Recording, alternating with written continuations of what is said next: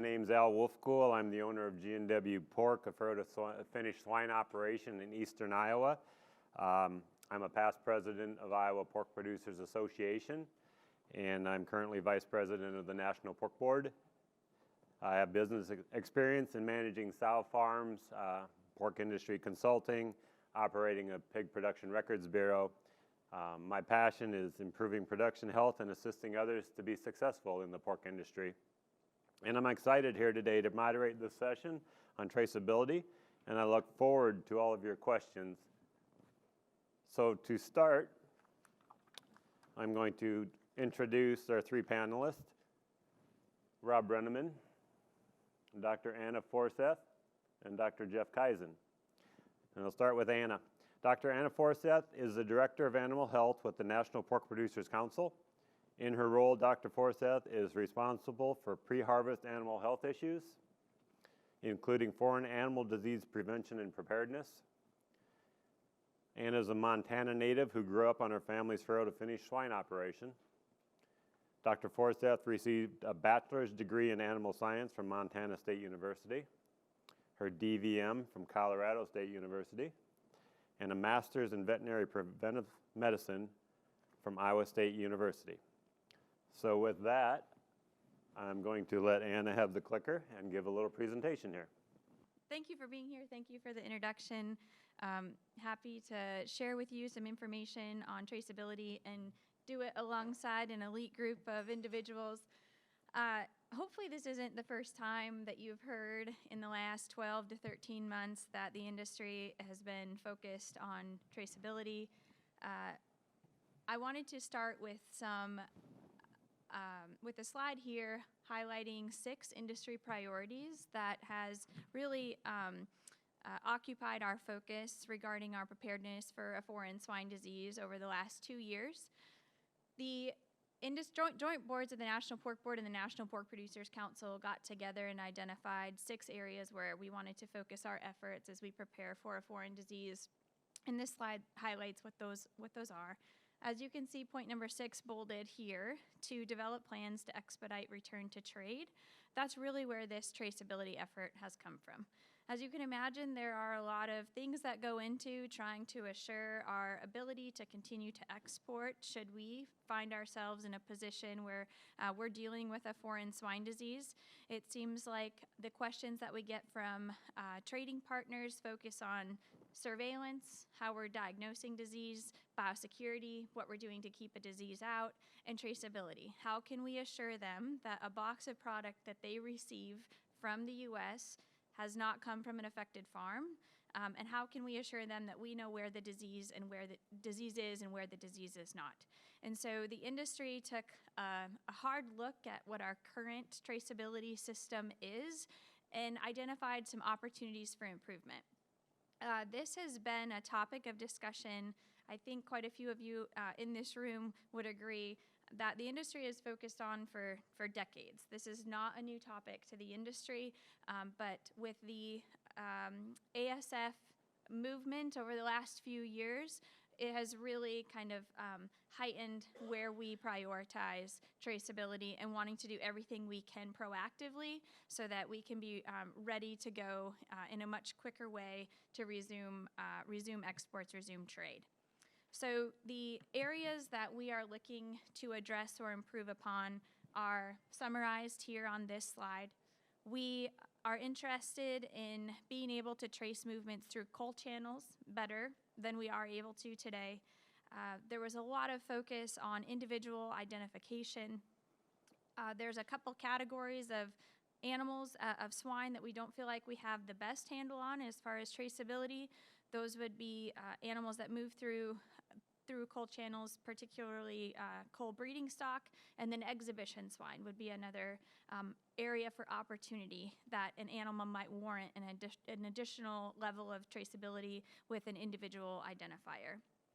Intrastate movements are a little bit tricky. I describe it as a blessing and a curse in the United States that the state animal health official has a lot of authority over traceability, particularly movements that happen within their state. And so that means that they might not all be consistent from state to state, And if we think about movements of fat hogs to slaughter that happen within a state, we don't necessarily have the best traceability of those animals going from a prem to slaughter. Premises identification numbers was another opportunity that we saw through this process. It's not mandated across the United States. So there are some states that require any animal who owns pigs to have a PIN number, but that's not the case in all states. And we think that that's a gap and a big opportunity for the federal government to know where all the animals are in the event that we need to work with trading partners and talk with trading partners.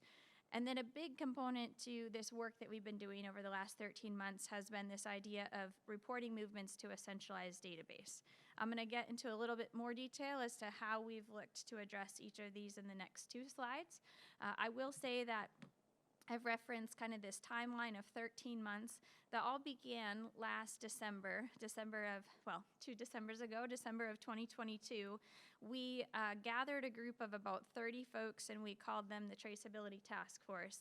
And they represented a wide range of industry. From the show pig industry, we had state veterinarians, federal veterinarians, we had representatives from the coal markets, the packing plants, contract growers, larger integrators in the room, and we asked them to review a set of traceability standards that were written back in 2011.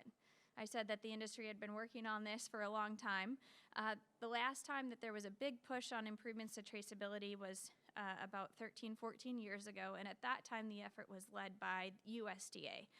It got derailed at the time and was kind of put on the back burner, and then of course again with ASF making its way into different countries, the US prioritized being proactive with this topic. So we asked this group to review these standards, asked them to decide how they needed to be updated, and then from that point until now, we have been working to gather industry feedback on these standards, which again refer to opportunities to improve or expand upon our current live swine traceability system with the goal to satisfy the expectations of our trading partners.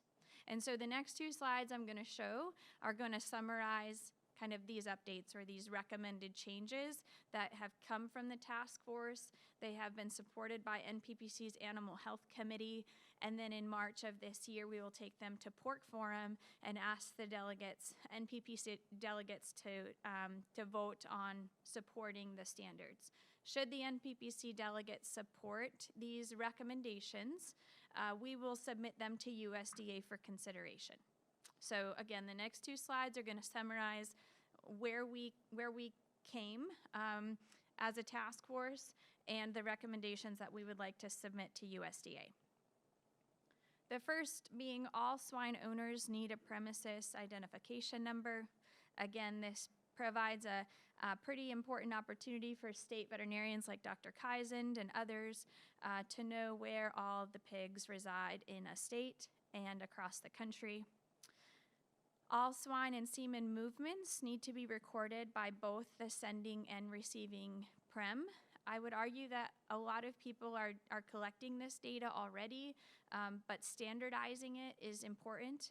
And so this means that you as a sender of hogs and the other individual as the receiver of the animals would need to record the date of the movement, their PIN, your PIN, the official ID if present, and the type of animal that was being moved. The movements are to be electronically recorded by the producer into a database of your choice within 3 business days. So collect all that data and do it within 3 business days of the movement. Following the detection of a trade limiting disease, the movement data that you have been collecting is to be reported to a centralized database. This concept of a centralized database is not necessarily new in the sense that we've been talking a lot about databases, but you will not find a specific database referenced or mentioned or named in the standards. Instead, we went as far as to suggest the functionalities that a database should have. And in the future, the industry has an opportunity to support and name a specific database that they would like USDA to utilize as our centralized database. Point number 5 on the slide, when breeding swine are moved to slaughter, are commingled with animals outside of the production system, or are sold, they are to be given an RFID AIN tag. Those acronyms refer to radio frequency identification, so that technology, radio frequency technology, and the AIN stands for Animal Identification Number. It's a unique 15-digit number for that animal. I think it's helpful if you think about it like a social security number for that one animal. And you can also see point 6 here, that show and exhibition stock also need an RFID AIN tag. I want to stop and emphasize that this area occupied a lot of discussion amongst the task force members. We talked a lot about the use of a technology that is RFID. We talked a lot about utilizing AIN tags. The ultimate decision by the task force to require RFID AIN tags was made because we think that these movements of these types of animals are more complex when compared to group shipments or group plots, and they warrant a higher level of traceability that comes with an individual ID.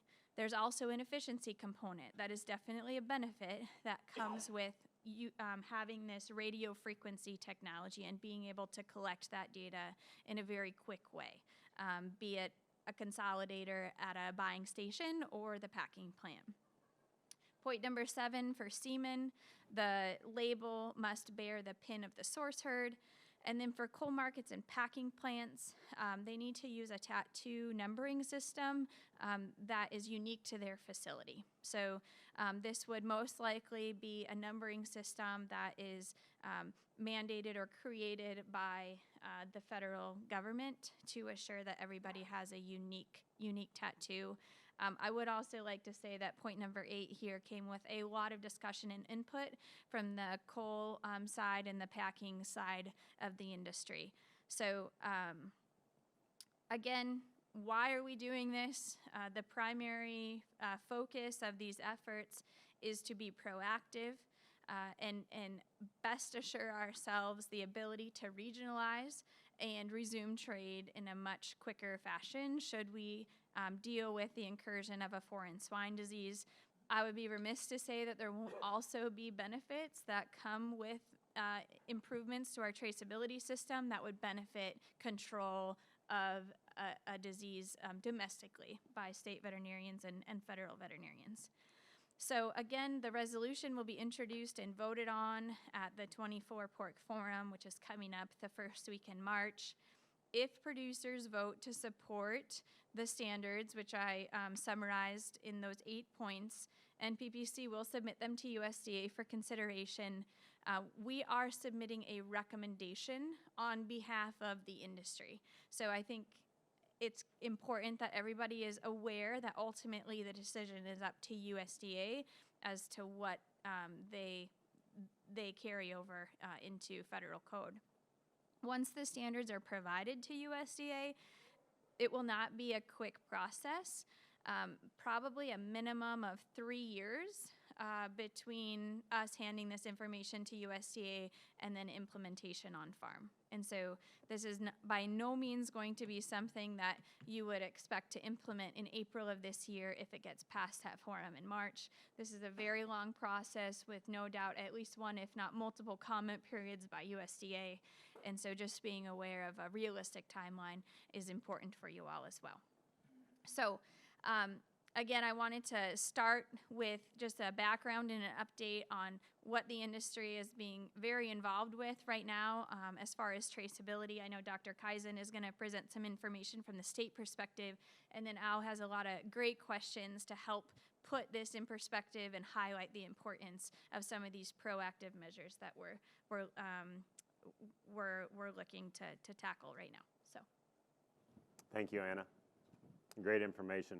We're going to have time for questions at the end. But for now, the next speaker is Dr.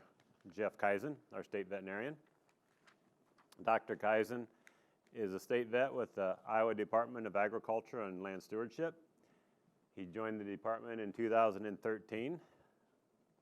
He was under Dr. David Schmidt. I think that's the first meeting we sat by each other at way back then, so we've known each other a long time.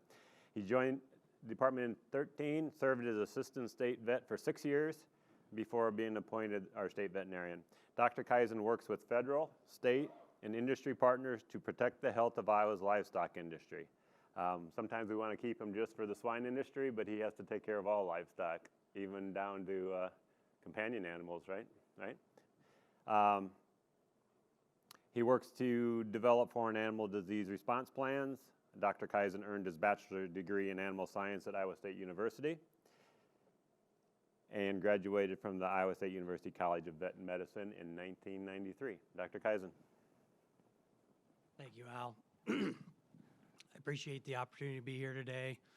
My presentation here is going to be very simple today because it's pretty hard to roll up traceability in a few minutes and discuss all of the things that are going on. So I've got a few key simple points, hopefully for everybody to take home. So the major take-home message, control your destiny. You're probably sitting here thinking about there's a lot of things going on, discussions with traceability. Anna mentioned all of the work that NPPC is doing, the initiatives going forward for a mandatory traceability program. If you're familiar with U.S. SHIP and the work that's being done within U.S. SHIP for traceability, if state animal health officials working with producers and traceability, and whether traceability plays a role in prior to a disease outbreak and proving you're negative for trade. You get into a disease outbreak and trying to trace disease where it is and where it's not, and trying to make sure we figure out where farms could be infected during a disease outbreak. And so traceability is a huge discussion, is very important. As you said, and as I mentioned, so this will be a clip from one of the Men in Black movies.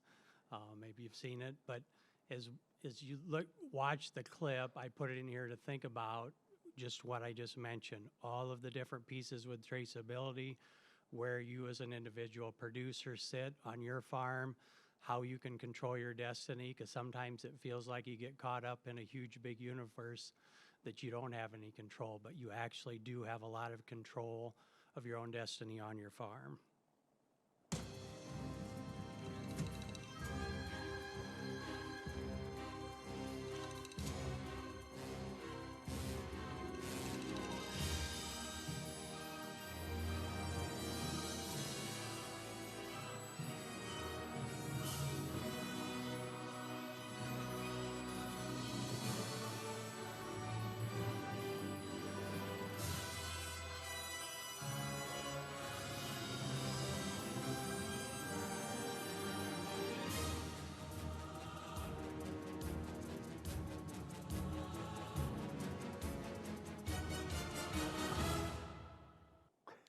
So the point there was, I mean, we're caught up in whether it's many balls in a bag at the end, marbles of many, many universes and planets, but don't lose sight of what's important on your farm, but keeping track of all those connections you have, whether it's to a feed mill where you sell your pigs, but it's all part of a huge, intricate connections, and that's why we talk about traceability, but don't lose sight of controlling your destiny on your farm. So two key take-home message I want to make sure are stressed: prevent your farm from becoming infected during a foreign animal disease.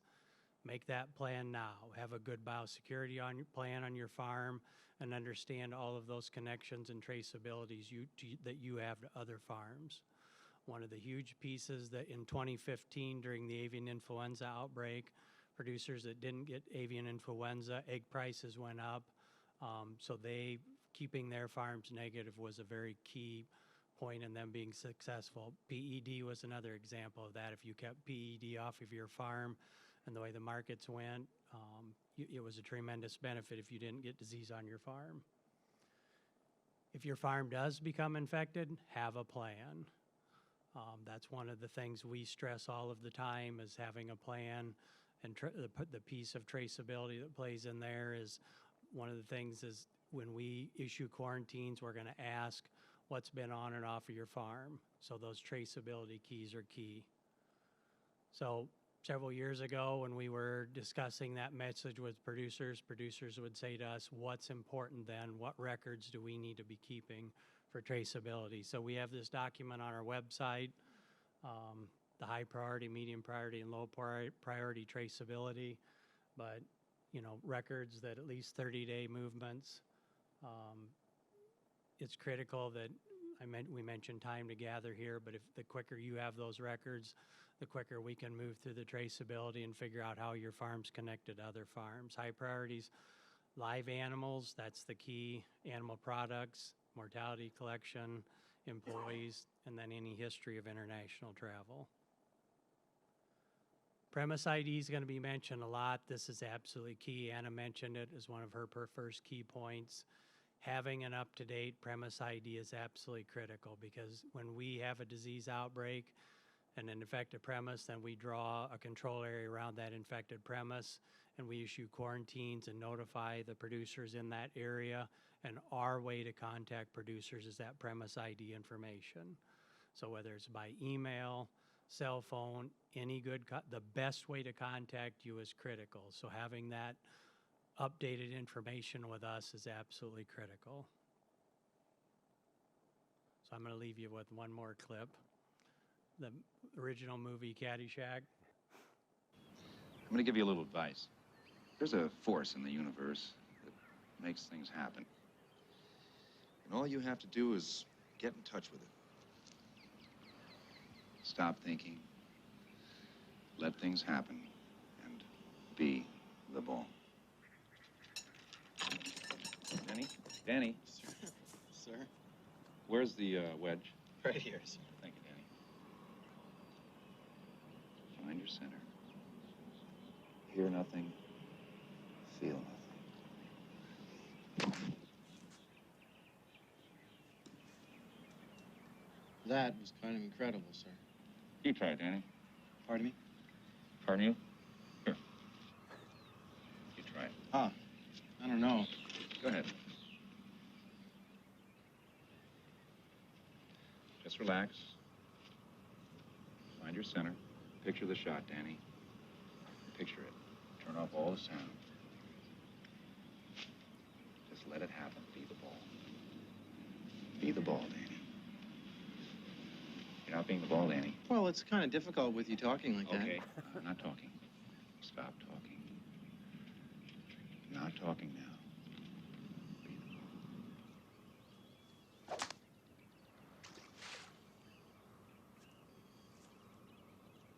Where'd it go? Right in the lumberyard.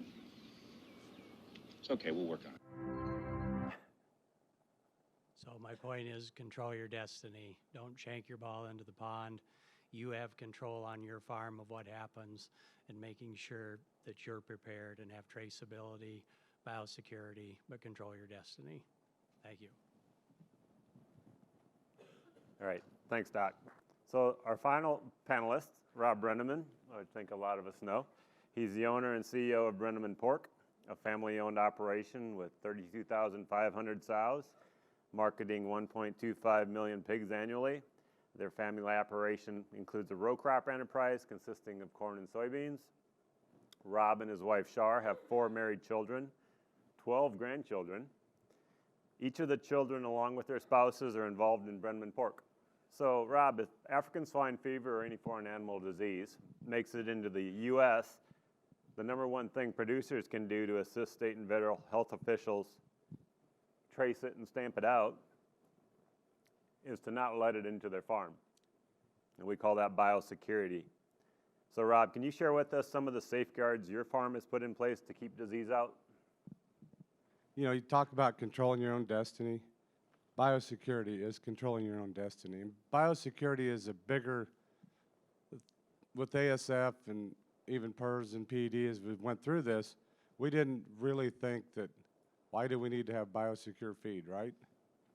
To this day, we're pretty confident, I think, in our minds as producers, the only way that got into that, PED got into that farm was through the feed. I mean, it's just the way it happened. So, and I would swear in the same scenario on some PERS events that happened. And so as we do biosecurity, and biosecurity is a big brush, and I think you're going to ask me some of these questions later. But, you know, I enforce 2 things on our farm. We track the people and we track the trucks.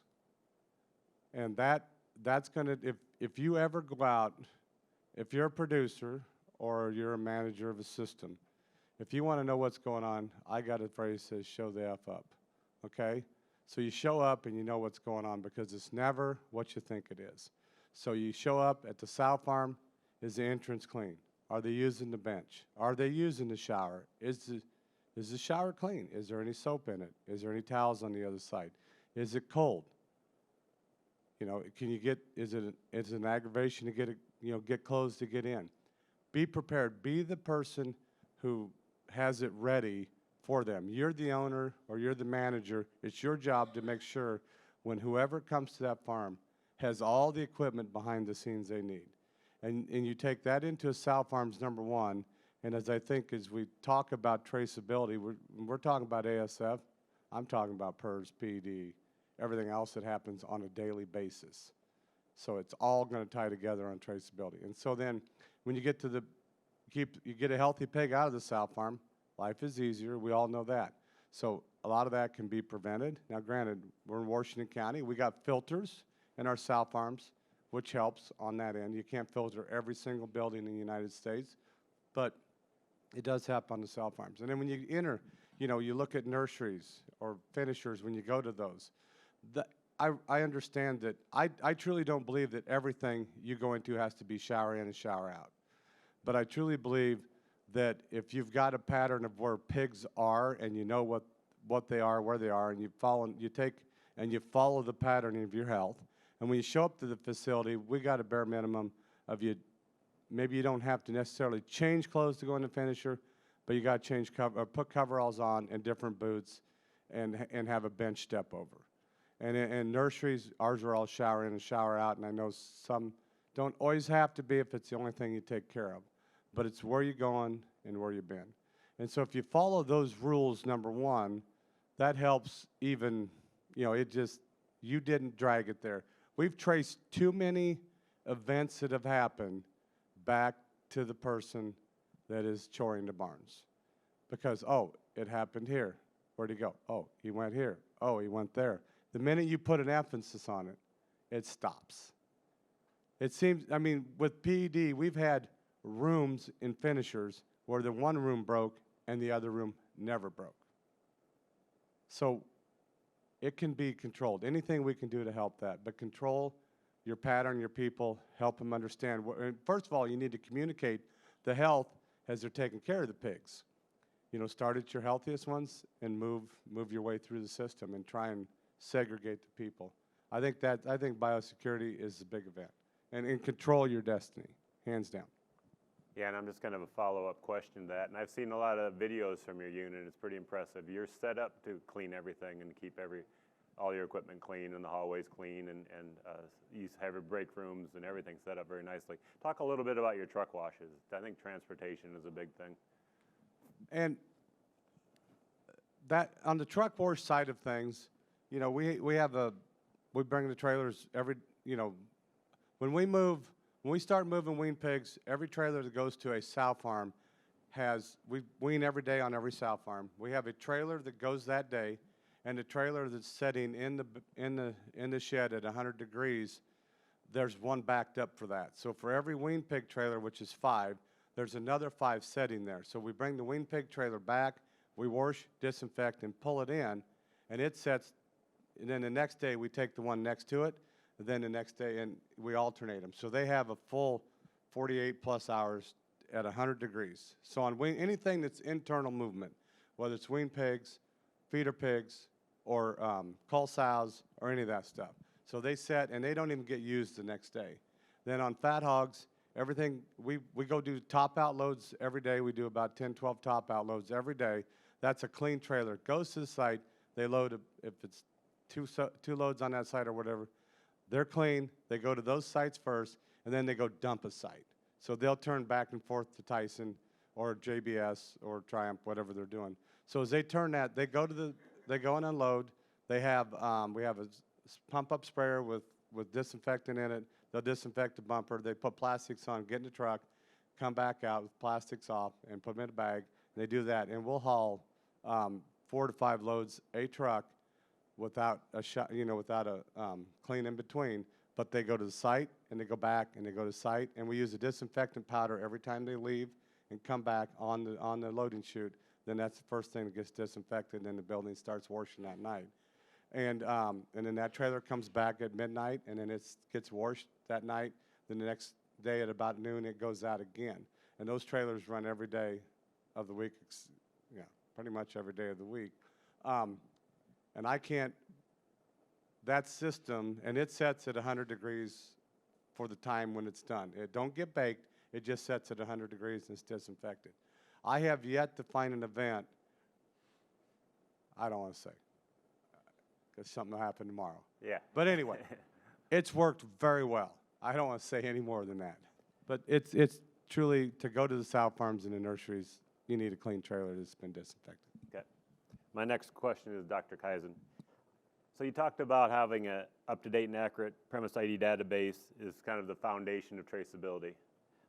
Can you explain how, and I know you talked about this a little bit, but how does your department ensure the information stays up to date and accurate? And then again, why is it so critical in a traceability system that you have accurate information in your premise ID database?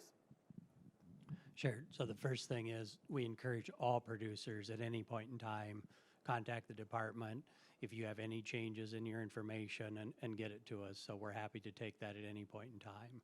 The other, we reach out regularly, have a schedule that we don't do all premises in Iowa during 1 year, but we have a staggered approach that we're sending out notifications and asking producers for that updated information. So basically we split up all the premises and do a third a year. So in every 3-year cycle, we're doing that. But again, we encourage, if you have a change in between, please notify us, because Sal mentioned when you start talking about foreign animal disease planning, whether it's traceability and trying to figure out connections between farms, but our main way, well, and also what usually starts coming up in discussions is, where's an infected premise? How do I know there's an infected premise? Will you tell me where it's at? So in Iowa, we don't identify infected premises. We only identify a premise at the county level. And we do that because we're bound to that by confidentiality. And if we release it to one person, we have to release it to everybody. But the key revolving factor is, so whether a packer's asking, are these pigs coming from a control area, or neighbors asking, we use that premise ID database. So as soon as we identify an infected premise and draw the control area, we notify everybody in that control area based on the records we have in our premise ID database. So if you're willing to provide us a cell phone, willing to provide us an email address, we can contact you very quickly, let you know you're in a control area and what the requirements are that you're going to have to abide by because you are in a control area. So it's very critical that we have that initial information, because then if you're doing permitted movements, if you're moving animals from that control area somewhere else, you'll have to get a permit. But part of that is you need to let whoever's receiving those animals or product know that you're in a control area to make sure they're in agreement that they're going to accept that. So a lot of the communication as well hinges upon having that updated contact information, because a huge lesson we learned in 2015, we didn't have all the premises. So we took our staff and we drove up and down roads in Iowa trying to figure out where all the premises were in the circle. And so about the third week in, we realized that instead of driving circles, we were going in circles. So having that updated premise ID information helps us all quickly move forward in stamping and containing a disease outbreak. Yeah, I think we've all heard the adage that there's 1 million pigs on the road every day in the U.S. And the quicker we can find the disease and we can notify the neighbors and we can stop movement, the better chance we're going to have with traceability to find it and stamp it out. My next question is for Rob. Rob, you were part of one of the first, if not the first, aerial regional control projects for PRRS in Iowa.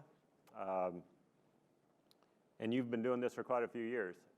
From what you have learned, can you explain why finding disease quickly and tracing its movement and then being able to contact your neighbors, why is that so important, that we do it quickly and that you have accurate information? the quicker you have the information, the quicker you can do something about it. And in some cases, first of all, to have the information before you move pigs. If you know, if you're aware of what's going on in the county, such as Washington County, the highest populated county in Iowa, with, I think, I don't know if Jeremy's in here, I think we counted 47 different PRRS viruses. I don't see him in the county on the dendrogram.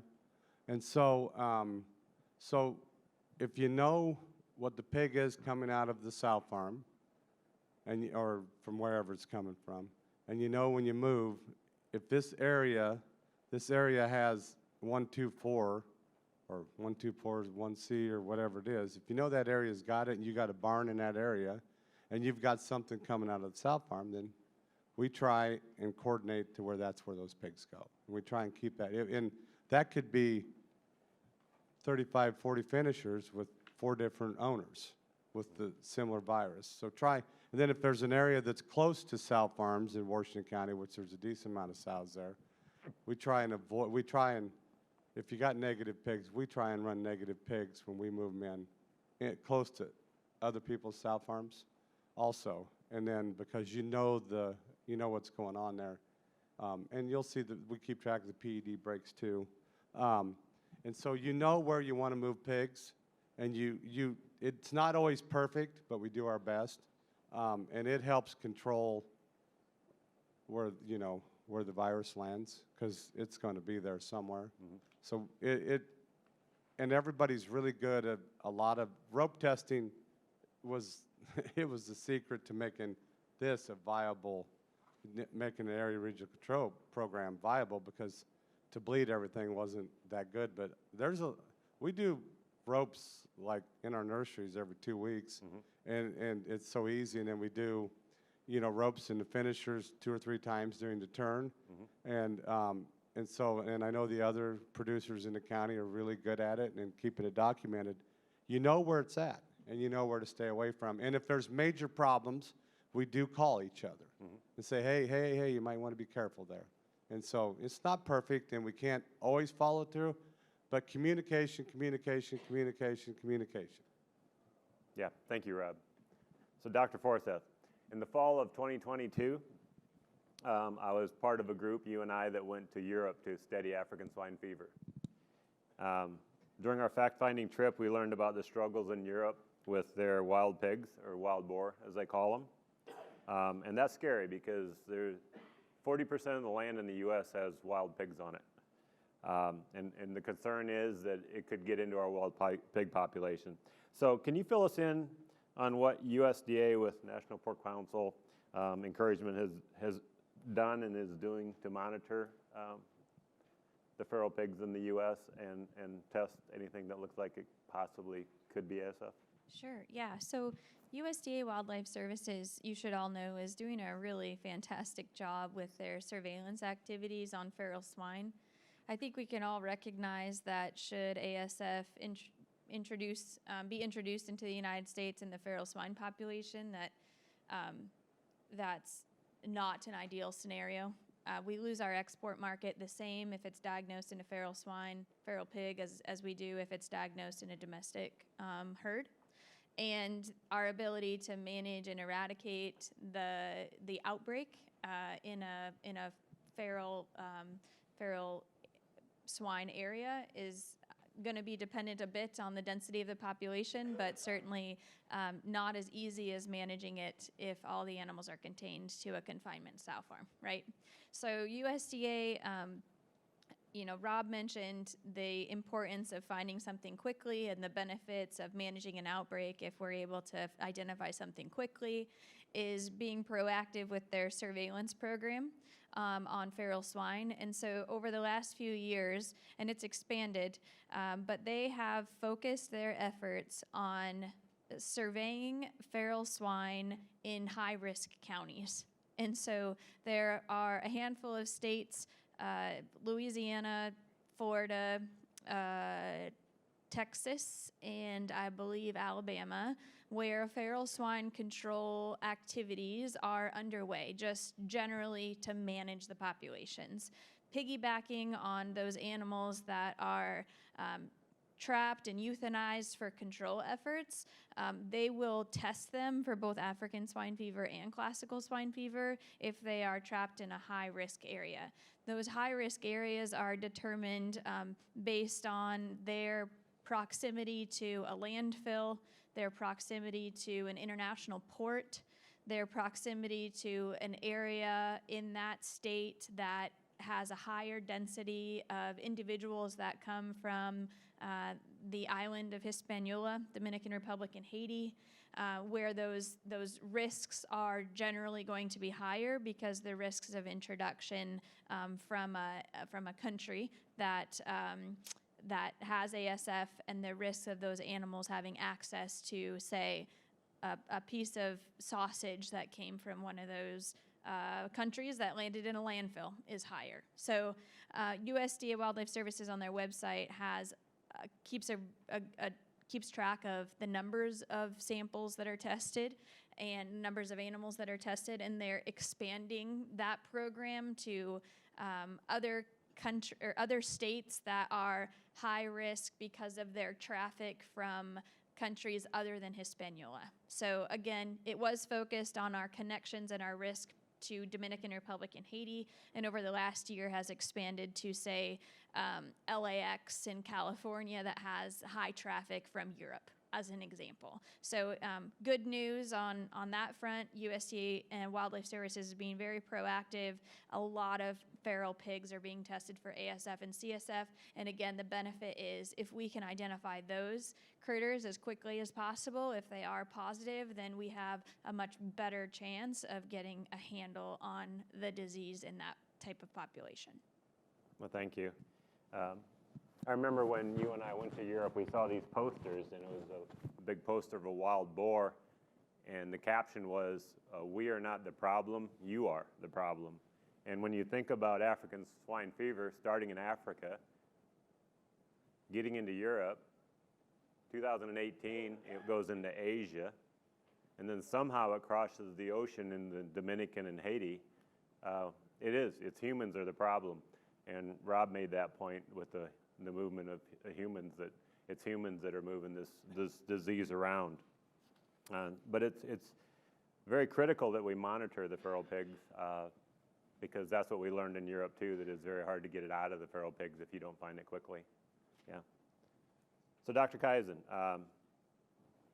Ann and I have shared a bit of information about what we learned from foreign animal diseases in Europe. What have you learned from high-path avian influenza? I think first time it hit Iowa hard was 2015, and it sounded like you're a little unprepared, and you learned a lot. So what did you learn, and how can you apply that to the pig industry? Sure. Internally within the department, how we responded to a foreign animal disease, understanding the different steps. There was planning ahead of time, but till you actually go through an event, you really don't know how all the pieces will play out. One of the things I think producers learned is biosecurity is key. Protect your farms, keep disease off of your farms, but also be prepared if you do become infected, the records you need, making sure the traceability. There was a lot of connections between crews going from site to site, part of that traceability. But again, and from then till now, there was a huge learning curve responding to the disease event very quickly, depopulating quickly, but also the producer is a huge lesson. I think it's been one of the tremendous things in the last outbreak here in Iowa is producers have biosecurity. They have plans on their farm. They know how to respond quickly. They put safeguards in, the connections to other farms. So it's just a huge learning curve that was, once you go through something, you learn a lot of different things until you go through it. And I think we can apply those lessons to ASF, but until we act, sometimes I like to use the saying, you don't feel your head in a vice till your head's in a vice, till we actually go through an event and actually go through all the pieces. It's pretty hard to simulate all of those pieces, but the more, I would say we are far ahead now with ASF planning in the swine industry than we were with avian influenza in 2015. So, but we still have a long ways to go, and traceability is one of those key places we need to keep working on. Thank you. The National Pork Board has developed a national pig tracing system called AgView, and I think each one of you have a pamphlet in front of you that you can take home with you. It's free to the producer. It holds producers' data securely. It's easy to use, and it connects to record systems that producers use. And it also connects to the systems that the state veterinarians, like Dr. Kaisand, and USDA with their emergency response system, it uploads into those systems also. So this question is for Rob. You utilize AgView. Can you share with us your experience? How long's it been, Al? 5 years, AgView? It really rolled out about 3 years ago. 3 years less ago. 3 years ago that we really had a Okay. final version that Yep. worked well. Oh, and yeah. We just keep, Yep, fine. keep Yep. improving it since. Okay, so the AgView, it works very, very well. It works really well if you tie it to your record-keeping system and things transfer. And then things work really, really well when you tie it to your trucks, and the GPS could tie into that somehow. And there's IT people that can make that type of stuff happen. Because if it automatically does it, then it transfers when you make an entry and transfers when you move and all that, then you know it's done. And if, God forbid, something happens, it's updated.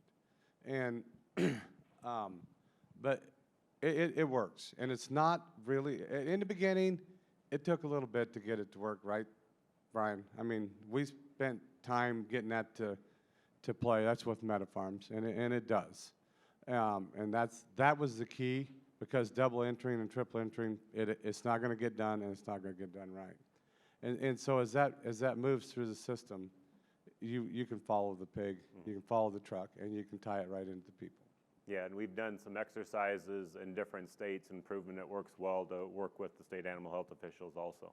Are we going to talk about the Japanese later yet? Yeah, I couldn't remember. I think we Okay. do. I just want to follow up with this. We'll do that after this. Yes. I got a comment on that. Producers have told me repeatedly, put everything you need for foreign animal disease preparedness and response into one place. And pork boards tried to do that with AgView.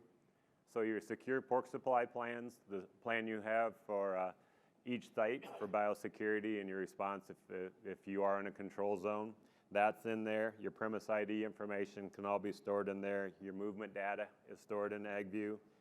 You have a link to US SHIP, the US Swine Health Improvement Plan. And there's a place for lab results if testing's required someday, or you're in a control area and you have to test. So we have tried very hard on the National Pork Board to put everything in one place and make it very easy for producers to put it in there, and very easy for state veterinarians and federal officials to access that data in time of crisis, or in wartime, as we like to call it. So the next question is for Dr. Forseth. Pork Council has worked hard to encourage trading partners to continue buying pork from ASF negative regions, if we do get ASF in the US, while Dr. Kaisand and the people from the state and federal work hard to stamp it out. Why is a national traceability system so important in this effort? And is National Pork Producers Council making any progress with countries accepting regionalization in the US? Yeah, so as I said at the beginning, in discussions that we have proactively to try to come up or write these regionalization agreements, we hear that there are opportunities to the United States on the surveillance side, but maybe less so than biosecurity and traceability. So we hear that there are things that we could do better on biosecurity. We hear that there are things that we could do better on traceability, which we are, again, working on, this traceability effort being one example. It's so important because we need to be able to assure them that we know where all the pigs are, and we know where the diseased ones are and where the disease-free pigs are. So it's a critical component to our ability to come up with these regionalization agreements with trading partners. As far as progress being made, you know, some progress is being made. This is the primary role or job for a number of folks within the USDA Import-Export Office to work on these regionalization agreements. We definitely have countries with which we prioritize, right? So our bigger trading partners, we want to work on them first and try to do our best to assure that we will have those markets or can access those markets as quickly as possible. It's a complex process. Each trading partner is unique. Each trading partner has their own expectations. Oftentimes they're different than the next. It's a process that Rob has firsthand experience with, and he's going to be able to share a little bit of that with you here in a minute. But they come to us with a questionnaire, and Japan's questionnaire recently, as an example, was 20 pages long and covered everything from biosecurity to feral swine management, and how can we assure them that they're not getting meat from a feral pig, as an example. A lot of questions about traceability, down to the level of what's your tattoo system in packing plants. I mean, it can be very detailed, and so USDA tries to answer the questions, and then the questions that they can't answer, they come to us with and say, here are our gaps based on our inability to answer these questions. And that's one country, and that's been going on for a very long time. And so progress is being made. It's incremental, but it's a priority for USDA. It's a priority, obviously, for our industry, and we're choosing with which trading partners we work with based on our export potential with them. So Rob, you hosted a delegation from Japan, who is one of our best and most trusted trading partners. Can you tell us what you learned from the delegation that you hosted and the questions they had on traceability? I know it takes twice as long to talk about it when everything has to be interpreted. And I think they got 7 words for every one of our one. So, and I think 20 questions, I can't believe it was only 20. Oh, okay. I'd say probably 500 questions. So, so anyway, we had the opportunity to host what was the equivalent of APHIS in, right, Jeff? APHIS? Okay. 4 people, I believe, and then plus Liz and several others and Dr. Jeff. And so anyway, we said that we gave them a windshield tour, and they're a lot easier to get back in the bus than the Chinese. They really are, so that's a good thing. They follow orders, so that was good. They didn't just start wandering. So they ask and ask and ask. So we showed them how we did things, how movements. We went by the truck wash. You know, we opened the doors so they could see how that was being done. We went to a finishing site where they just loaded pigs, where guys boot on and boot off. We went to, we went around the mile and pointed off to how sow farms work. We did all that. And on that day, we were moving pigs from here to here. So we just watched, we showed them how that backs up, and they get out, and we could get close enough they could see the plastics go on. And so we watched that. Then we came back into the room, and we did I thought it was a fantastic slideshow. And then we had a great afternoon. Who's the guy that's got the ballpark voice, doctor, that was on all afternoon? Oh, man. He could announce a baseball game. But anyway, it was awesome. And they asked the question, if the one thing over and over, so they said, if a load of pigs go to town and there's a problem, how do you know? I said, let's call Tyson. What load went today? Got the load. Jeremy was in with us. Get the load out, go back, trace it back 3.5 minutes. They came back for the sow farm that pig came from. Through AgView, SHIP, everything we had, Metafarms. And they said, wow. Can everybody do that? And I said, well, everybody's working on that. So that's the message. No, not everybody can do that, but everybody is aware of the need to do that. And the conversation does not fall on deaf ears, and we all get it. And we will get it when we need to. But we can regionalize. I struggle with that word. Yeah. Some people can say things and not. I can't say that word. But when they left, Jeff, they were comfortable, weren't they? Yeah. Were the questions after the visit or before? The pages? Before. Okay. We answered them all. Thank you. Thank you. All right. So we got a few minutes left, and I'd like to open it up to the audience. So fire away. Who has the first question? Go ahead. Quite a few of the countries that import into the United States have Quite a few of the countries that import into the United States have mandatory animal ID at every movement. Federal law in those countries. U.S. requires that to import into the United States in some cases, but we don't require that for our own exports. Sounds like that's kind of where you would like to end up at some point, or not. Okay, thank you. Kind of. So again, we have identified some animals that have higher risk, that are higher risk from a traceability perspective because their paths aren't direct to slaughter, right?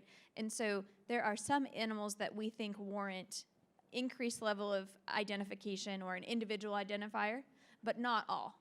And you're correct, there are some countries, we learned on our trip to Europe, that there are some countries that take it several steps further and require that every time an animal sets foot on a new farm, they get a new tag. And so sometimes animals will show up to slaughter and they have 6 tags in their ear, but those represent every location that they were at. We're not looking to take it to that level, but for those animals that might take several stops in their in the coal markets before making it to slaughter, we would like to be able to trace all of their movements, and the best way to do that is with an individual identifier versus, say, a PIN number.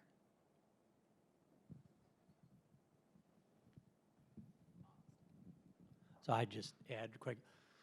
Last fall, I had the opportunity to travel with USDA RES, that's Regionalization Export Services, and went on the trip with them to Colombia, and it was an evaluation of whether we should accept poultry products from Colombia. But during that trip, we were asking a lot of the same question that, because the Japanese visit was after that trip. So countries are asking each other these same questions. Traceability. During a disease outbreak, how do you trace the disease? How can you prove where your animals go? How can you prove where that animal went or came from when it went to slaughter? So everybody's asking, countries are asking the same thing. So it's why it's so important that we continue this traceability discussion and get to a point where we're not at a disadvantage when other countries ask us those same questions.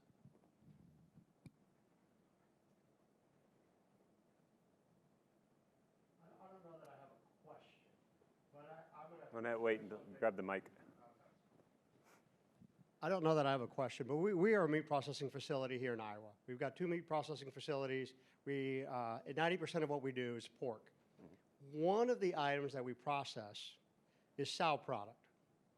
And if we can go internationally with sow product that I believe is racto-free, but we do not know how to trace that. Because if we could learn how to trace that aspect of sows being racto-free from farms, the market value of the product would be about 30 to 40% more. And we've been trying to figure out for about 10 years since the protocol changed, especially with China and other countries, hey, we want racto-free product. Well, on the butcher side, it exists. You have that platform, but on the sow side, you cannot do that, and we cannot get product that is sow traceable with racto-free. And that is something that I've tried to figure out how to work on with Johnsonville, Abbeyland, Callahan, all of these processors that would create more value for your pigs, not only on the butcher side, but the sow side. Another need for traceability. Thank you. Yeah. Another question? I think we can take 1 or 2 more. Zoe said we could go over a little bit if we had questions.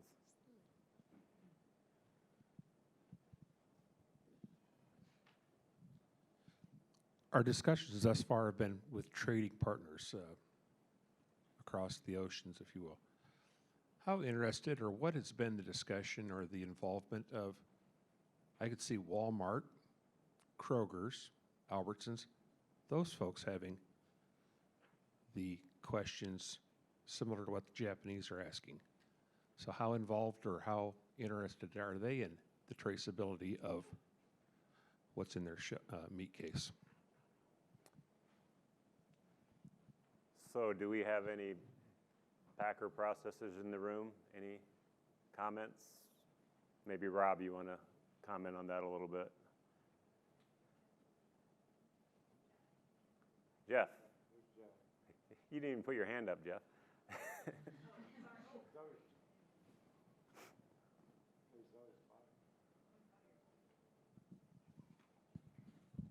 I mean, obviously, the interest is there. I mean, they're looking to let us put our best foot forward and see what we can come up with first. Premise IDs, site certification is definitely starting to get a foothold. I think we're going to see that move forward in the near future. Yeah, I think the importance is there. Verification and traceability is obviously right on the forefront. Thank you. So in our system, we are using VeriFood, so we can verify the movements of the pigs to every site into the packing plant, and it could be traced to the retailer, and the retailer could ask to get it back if we give them permission, and we could go back to the sow that it came from. So that ability in our system is there. It's not being utilized today because nobody wants to pay for it, but when they do, we've got the product. One more question? We'll make this our final one. So I just want to give credit to Pork Board and NPPC and the SAHOs and SHIP and all the organizations that have come together over this last year to get the cats all together. And Anna, we owe you a great deal of thanks for what you've done. I've got a couple questions for you. You said you didn't want any hardballs, so this is a softball. And I'm not asking you to name names, but first of all, do we have any states where we're getting pushback on this? And if we do we have more than one or two? And the other, I'd like you to handicap the vote at forum. Good job, Anna. Go for it. I think I'm just going to ignore that second part to that question. Yeah, I think that's a good question for the group. What are some of the hesitations that we've been hearing over the last year regarding these standards? I think that there's one component that definitely rises to the top, and it's this idea of a centralized repository and when producers need to report and what information they need to report. There have been some concerns, and rightfully so, about confidentiality of data, who owns the database, FOIAbility of the data.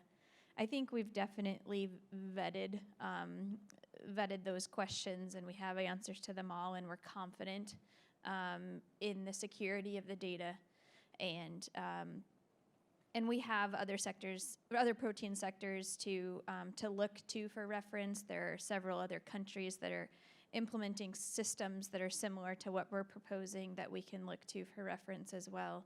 So we've got answers now to a lot of those questions, but I think, the pushback initially, and maybe still remains though in a much smaller scale from my perspective, is around the centralized database. I will say that, the version of the standards that we started with doesn't look a lot like the version of the standards that we've ended with. For example, initially the thought was for producers to report their data to a centralized repository within 3 business days in peacetime and post-outbreak. And where we ended, at least at this point, was that producers are to report their data to that centralized location post-outbreak. So that was a pretty big deal and addressed a lot of the concerns about data sharing.